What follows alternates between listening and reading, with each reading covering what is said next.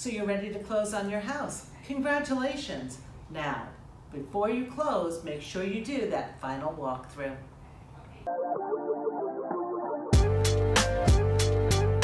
Hey, you're clear to close. That's amazing. Hi, I'm Karen Roth from RE/MAX Integrity Leaders. You've gotten that clear to close, but before you do that, you want to make sure you do a final walkthrough. Here's 3 tips on your final walkthrough. Number 1, utilities. Make sure that those utilities are going to be on for the final walkthrough. The seller should be covering everything through the closing. If you're not sure, ask your agent.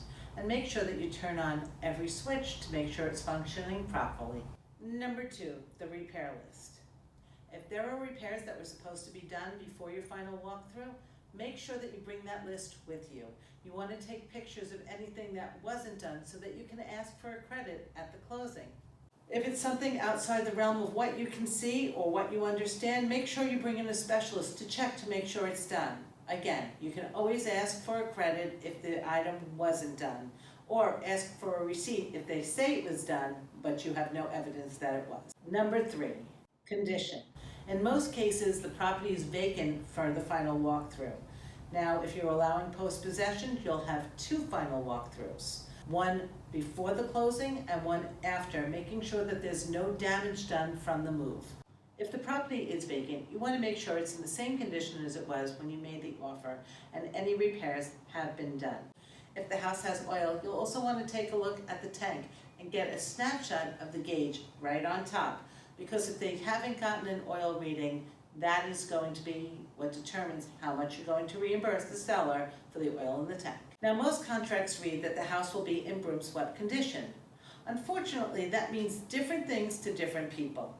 I've had some where they hired a cleaning crew to come in and scrub the house inside and out. There is nothing that you could possibly do. You could eat off the floor. And then there's others that their idea of broom swept, I guess there's a few bristles missing on their broom. So go in there expecting that you're going to clean your home before you actually move your stuff in, and be happily surprised if it's otherwise. When you do your final walkthrough, you want to make sure that you go in there with your cell phone fully charged. If there are damages, take pictures and send them right over to your attorneys. This way they have an opportunity to either repair them or contact the other attorney to make sure that you're going to get a credit for any of those damages that were done. You might decide that you'd rather take care of them yourself.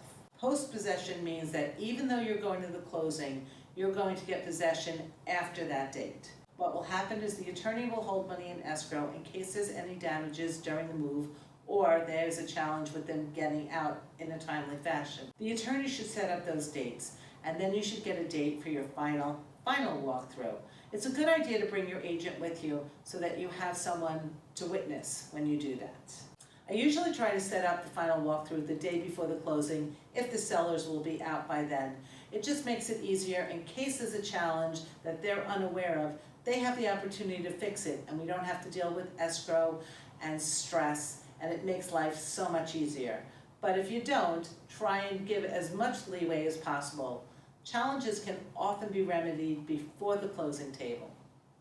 And if you haven't bought a house yet, watch this video on the importance of a home inspection. I'm Karen Roth from RE/MAX Integrity Leaders. I'll see you soon.